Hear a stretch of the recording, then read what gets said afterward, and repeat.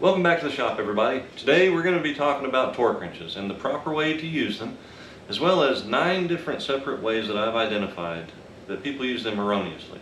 And I'm going to try to give you examples as to what we're doing here, what I'm talking about. We'll go over torque wrenches first. There's a couple different styles. It's good to be familiar with them. This is a 1/4 inch drive micrometer style, and I mean micrometer style as in it's adjusts by rotating the handle here, and you read the dial in between the gauges. I'll try to get a close-up shot in of that. This is going to be for inch pounds as well as kilograms per centimeter. Anyway, we've got another small one here that is also going to be for inch pounds. This one does between 10 and 60. It's called the fat wrench, more of a screwdriver type. I really like this guy.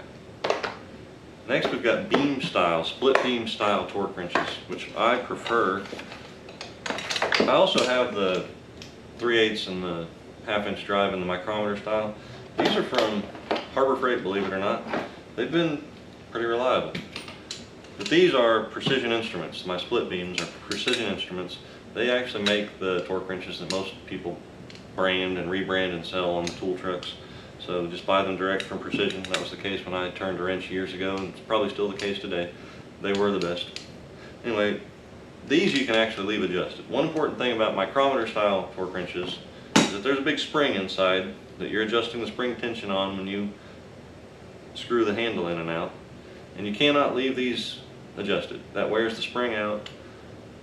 So when storing these, always back them off to the 0. These could be left adjusted. The upsides and downsides are that this guy has a reversible head. This ratchet only goes one direction, and that's pretty common. I got the angle here though. I'm rambling on about torque wrenches. We've got different styles for different sizes.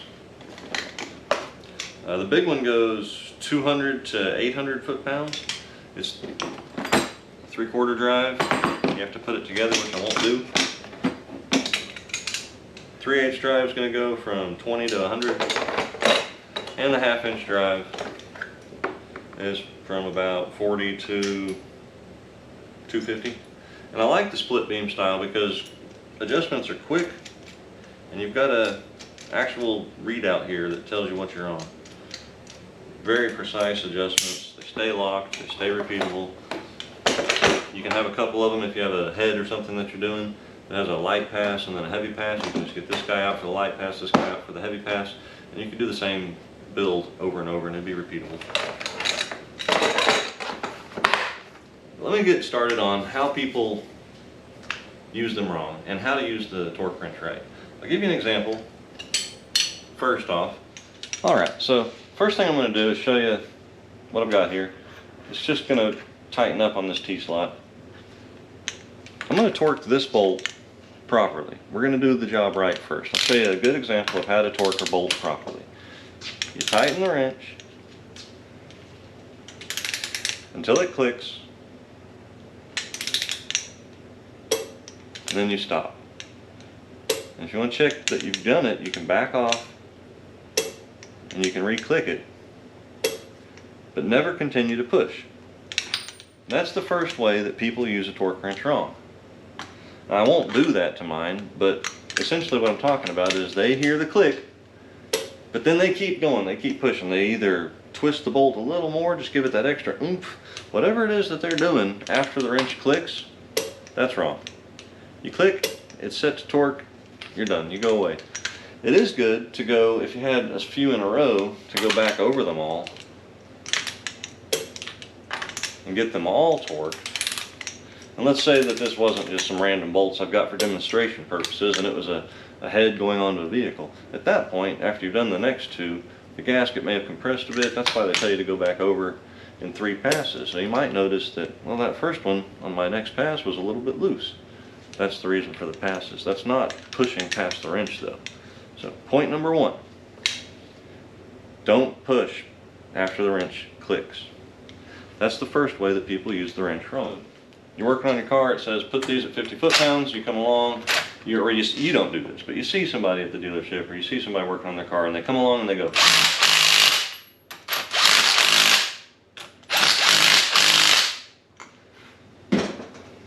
and say, okay, good. Now I'm going to torque those. Oh, the wrench clicks. Oh, the wrench clicks. Okay, the wrench clicks. And they think to themselves, they've torqued these 3 bolts. They have not. Those could be anywhere above 50 foot-pounds. That's what I'm highlighting here, folks, is that torquing a bolt,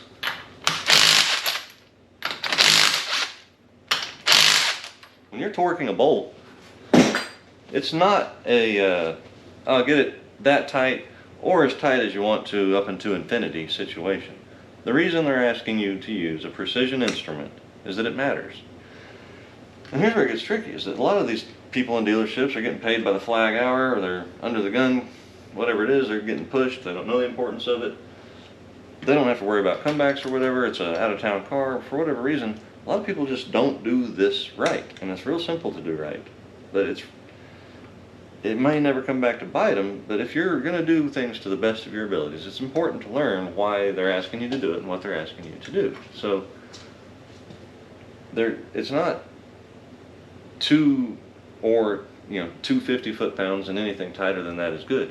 What if the bolt stretches? What if you squeezed and pinched a gasket now? There's all kinds of reasons not to go over the tightness. But whatever it is that people think they're doing when they click a torque wrench off to a bolt that's obviously tighter than the wrench is set to, I'm not sure what the purpose of clicking the wrench off is, but just don't do that. That's the second way that I see that people use torque wrenches all the time. It's just a complete and utter waste of time. It's improper use of the wrench, and you have no idea how tight those fasteners actually are, or if one of them is drastically over-tightened.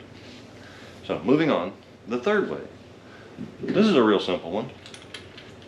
You see people get the wrench out, they set the wrench to the value in the book, they go like that, and move along with their life. The wrench never clicked. I don't know if that, people just get into a hurry. Maybe they're unfamiliar with how a torque wrench is supposed to work. Maybe they have trouble hearing. It's a noisy work environment. Or it felt like it was tight enough. And, a lot of the times, that's the one I think that makes the most sense to me when I've seen people use a torque wrench but not click the wrench while they're using it, is that they're scared, and it's something like a torque to yield fastener, or, well, the initial step's not usually too tight on a torque to yield fastener, but more like in a cam frame or in an aluminum housing where you've got some fasteners that you may have to tighten to the point you don't think they need to go that tight. People will just tighten them to where they think they need to go and move on with their life. And I'm here to tell you, if the book says 75 foot-pounds, go ahead and put it to 75 foot-pounds and click the wrench off. That's what you're getting paid to do. There's a reason behind it. If it says to get it to a value, click the wrench off to that value. That's the third way people mess up using a torque wrench, is just getting it out, setting it to the value, and then not achieving it before they say they're done. Number 4 is a very, very common one, and that's not using the sequence. Most of the time, if the book tells you to use a torque wrench, or if your boss tells you, hey, pay attention to that the book will tell you to use a torque wrench on thousands of fasteners. Your boss will tell you, hey, heads, flywheels, that sort of stuff, use a torque wrench on them. And a lot of the times on a head, it's going to tell you, start here. It's going to give you a pattern, like 1, 2, 3, 4, 5, 6, 7, 8, 9, 10, something like that. So we'll demonstrate this here. You would start in the middle, 1, 2, 3. That would give you tighten the whole part down in the middle, and then it would say, go there and there. Or maybe there's a big ring of bolts and it has 2 dowel pins. It would say 1 and 2 at the dowel pins to make sure that everything's lined up. Now there's always a reason behind the sequence. So right here, if you wanted to do this the correct way, you would go 1, 2, and 3. Okay? But I don't see that 100% of the time when I see people having a sequence that they need to follow. And it's critical to do that. Sometimes you're talking about where you've got some rocker shafts that are under spring tension because everything is being assembled with all of the components in place, and you have to literally carefully follow the sequence so that you don't bend a rocker shaft or make it hard on you yourself getting the rocker shafts and all the dowel pins and everything lined up as the cam frame goes together. Just follow the sequence. What you don't want to do is just say, well, I want to make it easy to keep track of, so I'm just going to go in order around the perimeter. Or I'm going to start at this end and go to that end and call it done. I mean, you may get away with it, but it's not what the book says, and there's a reason behind doing it how the book says. All of these things that I see, I've seen critical failures because people didn't follow the instructions. It may be hard to pin down later, but there are too many coincidences for it to not matter. So, that right there, so was that the fourth way? Yep. Number 5, this is a different one. I want to talk about torque to yield fasteners. And what that is a bolt that is being destroyed every time you use it. And I'll show you why they're being used. I think a lot of why they're being used is because people couldn't get their head around using torque wrenches and the sequences and the steps in the manual correctly. So a torque to yield fastener does give you a margin of error, I feel. More primarily though, the industry will tell you and history will tell you that it was developed because of dissimilar metals, iron blocks with aluminum heads, and bolts failing because they were just traditional studs or traditional bolts, and the aluminum is going to heat up and expand at a different rate than the steel, causing the gasket to shift and warp. So MLS gaskets, torque to yield fasteners, all of that good technology that we enjoy nowadays in our engine building came from, just the automotive industry figuring out what worked and what didn't. But what a torque to yield bolt does is it stretches in the middle. If this was a torque to yield bolt, which it's not, and when you tightened it, you would first torque it with a torque wrench to a value. It would say torque my torque to yield number 1 to 90 foot-pounds. So you'd click it off to 90, and then you do the rest of them. And then step number 2 would typically say something like, now rotate this bolt 90 degrees. And what I've seen in the past is people not wanting to do that, so they go through and they do it once, and then they take their torque wrench out after they've done 1 or 2. And you're supposed to use a new bolt every time. And they take the torque wrench out on this one they've just torqued, and they click the torque wrench, turn it up a little bit and they click it, and they turn it up a little bit and they click it, and they're not tightening it anymore, but they're trying to figure out how much torque it takes to continue to make that bolt give, so that they can establish a set value for a torque to yield bolt. And it simply can't be done. The bolt's failed. At that point it is in its elastic failed mode. It is stretched. And it's stretched so that it is always pulling, no matter what.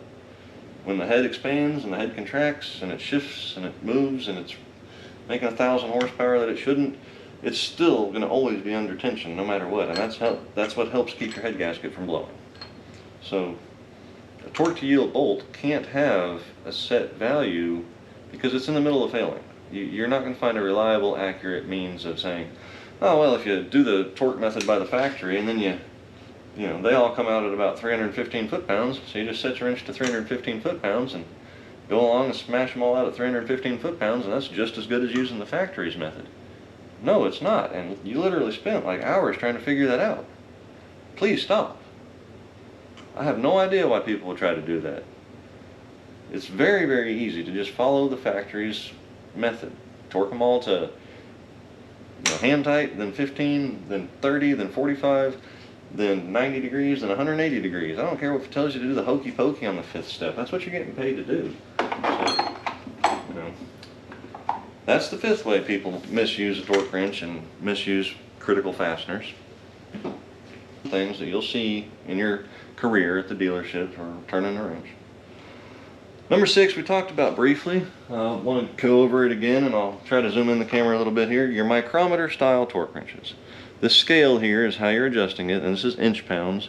So when you start with a 0, see there's a little hash mark and then a ramp and then another little hash mark? That's the range of one rotation of the dial. So I'll get my 0 up here to the bottom hash mark at the lowest of the graduation, which is 20 inch-pounds. So if you want to use this, that's how you do it. That's 20 inch-pounds.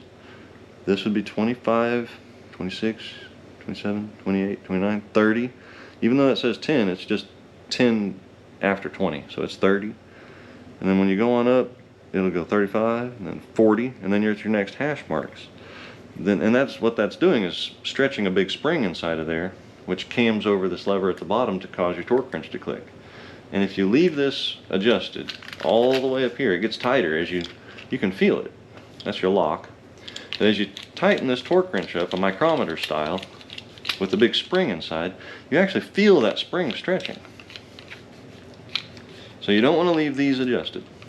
Split beam style, I'm not sure exactly how they work, honestly, but I do know as a fact from reading the instructions that came with them, it's perfectly fine to leave them adjusted. It's one of the big benefits of having these. But on those, don't. Micrometer style wrenches, back them off to the 0 before you store them. One other thing to take into consideration, it doesn't matter if you're using micrometer style torque wrench, split beam style, or what you're using. If you'll use it in the middle of its range, it'll be the most accurate and useful, and it'll have the best life. You'll notice that if you have it all the way up here at the top at 200 inch-pounds, this thing clicks like a little bomb going off in your hand. And if you set it at 20 and try to use it, you can barely feel it clicking. But in the middle, it kind of feels like the tool is designed to work better around there. And it's probably a lot more accurate. Not probably, it is a lot more accurate. Alright, that being said, we're moving on. Using them wrong though is leaving them adjusted, or using them at the extent of their adjustments. For instance, if I needed to click something off at 250, I wouldn't use this necessarily. I might go for the bigger one because that's more in the middle of the range. Or if I needed to do 50 or 40, I wouldn't use this one, I'd use the 3/8 one because that's the middle of its range. Number 7. People get the torque wrench out, they're up there, you know, it took them all day to climb up the side of that big tall truck, I get it. But they got up there and they don't have a breaker bar or a ratchet. But they've got this torque wrench up there. So I see people just using a torque wrench all day long like it's a big ratchet, or turn it way up to the top of its range and then break a bolt loose with it. Just don't do that. It's a precision instrument. It should be used for doing its job, and then it should be just put away and stored. These literally, this wrench here has built so many engines that you couldn't count them. I didn't bother to keep track, but it was years and years, for at least a decade, in the dealerships, working on semi-trucks, primarily building engines and things. And it still looks great. That's because I didn't use it as a breaker bar. I didn't use it as a ratchet. It's still tight in the head. It can still do its job accurately. It's not hard to use, and I'm still confident in its abilities. It was an expensive tool, but I used it for its purposes, and it lasted. So don't use them as ratchets. Don't use them as breaker bars. Just use them for torque wrenches. And believe it or not, you'll have a better life. So that's number 7. Number 8's a common one. Believe it or not, I fall victim to this myself. I did it just the other day at work, in a machine shop. A lot of our fixtures and parts that we're making have torque values on the clamps and on the fixtures that when you're building it, you go through and click it all off and shim check it all. One of them is very strange. It was a big 1/2 inch bolt that says to click it off to 40 inch-pounds. So, you know, it's very easy to get about invested. You know, you got your wrench out and everything, and you go to click it off, and if you don't double check what you're doing, it's natural to think, okay, a big bolt would be 40 foot-pounds, but per the instructions it was 40 inch-pounds. So always just be sure to double check the values. Double check what you're doing. Double check if you have to do a conversion. Double check that your math is right. Unfortunately, here in the States, we're stuck using an archaic and I think purposely harmful fractional system. So triple check that you got your slide rule set right, and that your math's not wrong before you go to actually tightening the bolts. And if you do it wrong, if you have the value set wrong, back everything off, check that nothing's damaged, replace the hardware if you need to, and then start over at the correct value with the correct wrench. And if you're not sure what they feel like, or if it doesn't feel correct, always stop and recheck. Let's say you're up there and you're heave-hoeing away, it feels like you're trying to row the Titanic or whatever. You're probably about to twist something off. So make sure that your wrench is set to the correct value. And remember, here's a good example. Newton meters versus foot-pounds. If you had it set to 200 foot-pounds, well, that'd be approximately, you know, if you looked at the wrong side of the scale, 50 foot-pounds off, and you could leave something loose if you misidentified which side of the scale you were looking at, or what, you know. That's just my next example. And lastly, use with adapters. I'll tell you what I mean. And it's not that you can't use an adapter, but let's say you wanted to torque a bolt and you had a crow's foot on it. Now this one doesn't fit that. I don't know where my 7/8 crow's foot is, but you had a torque wrench on there. Well, it's not going to actually apply the same torque as if the socket was driving right off of that. So if you have to use an adapter, there are formulas and math that you can do to make it still accurate, but keep in mind that the use of adapters is only permissible after you've done a little bit of math and figured out how much it's going to change your value.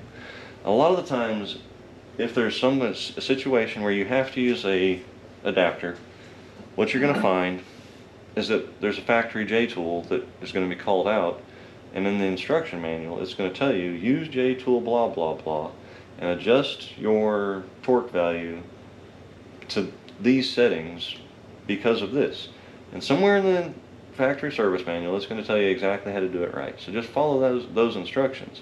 Now it may also tell you that the value that you're applying to the nut or the fastener or the fuel line is different than what you're setting the wrench to, and that's because you've got the leverage compounding. So keep that in mind. One little tale I want to leave with you before I get out of here, and why this matters to me personally, is that, you know, working on trucks, I worked on trucks at United Engines, at Around the Clock Freightliner, and at Premier Truck Group. At the UE at United Engines, we were on call 24/7, so we would get called out to the middle of the road and work on trucks there. And one of the things that these Detroit Diesel DD13s and 15s had are two high pressure fuel lines that came off the fuel rail right at the back of the cylinder head that fed, you know, like the high pressure pumps feeding off the back of the gear train at the rear of the engine, and then it feeds up to the fuel rail at the back of the head. And it had just two formed steel fuel lines.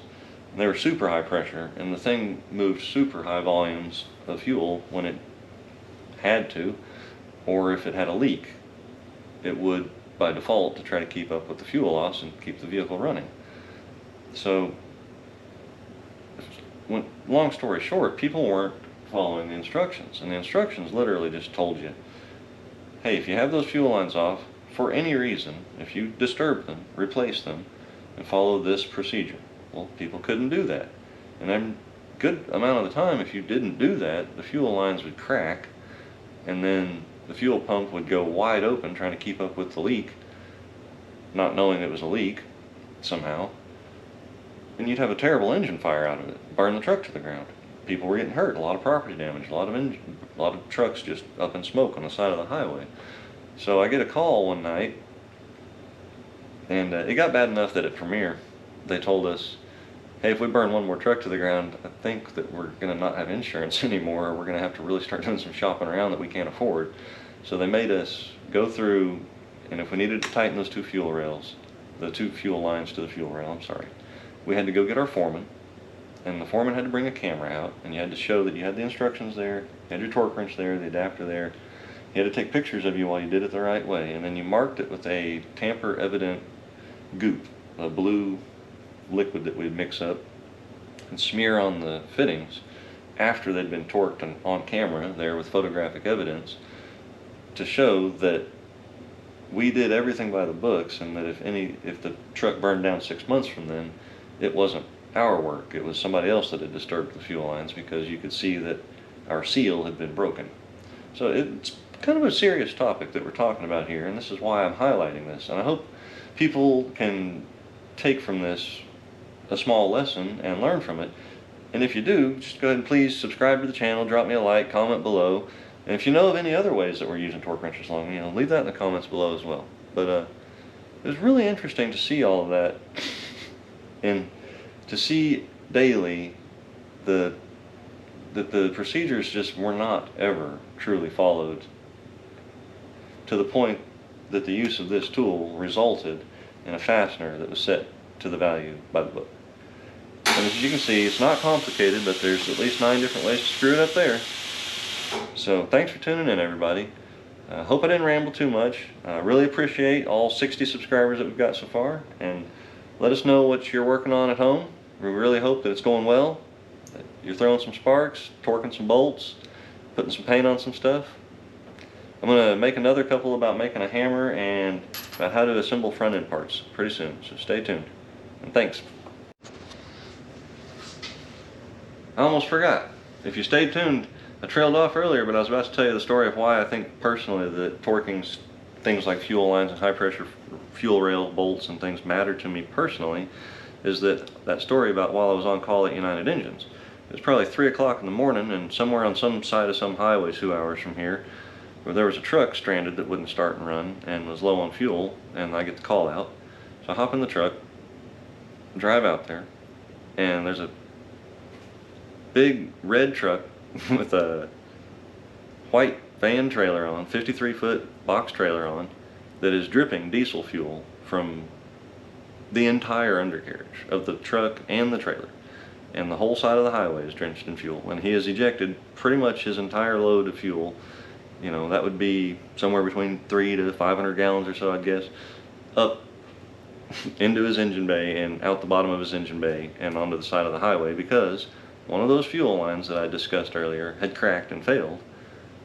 And the guy was, he appeared to be alone. He was talking to me and everything. I hopped up there to make sure that that's exactly what it was and get a picture of it and get the numbers off of everything. And I was about to consider fixing it right there, but it's the side of the highway and the thing's dripping diesel fuel all over it. And let's just say that it continued to get worse from there. There were some sparks, the vehicle almost caught on fire. This gentleman wasn't of the proper level of blood alcohol content to be behind the wheel of a big rig that had just ejected hundreds of gallons of fuel onto itself. And I'm just very, very lucky that the whole thing didn't go up in smoke, that nobody was injured, that the gentleman didn't cause the accident that he almost caused with me on the side of the highway. And then his companion crawls out of the sleeper and she's in similar state. And it's like, it just really hits home when you think about that the next day as to, okay, I didn't, you know, how far could that fire have gotten? And would he have been able to remember, oh, I need to go get the other person out of this truck that I didn't even know about? So if you're on the side of the road, if you're working on trucks for a living, if you're driving a wrecker, whatever you're doing out there, be safe about it. And what I learned right then was, when you pull up to a call, expect the unexpected.